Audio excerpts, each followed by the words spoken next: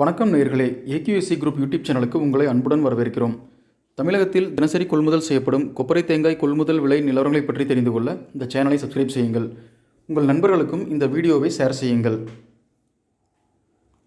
ஈரோடு மாவட்டம் பெருந்துறை வேளாண்மை உற்பத்தியாளர்கள் கூட்டுறவு விற்பனை சங்கத்தில் இன்று சனிக்கிழமை 10/4/2021 நடந்த கொப்பரை தேங்காய் ஏலத்திற்கு 2,02,100 கிலோ கொப்பரை தேங்காய் விற்பனைக்கு பதிவானது.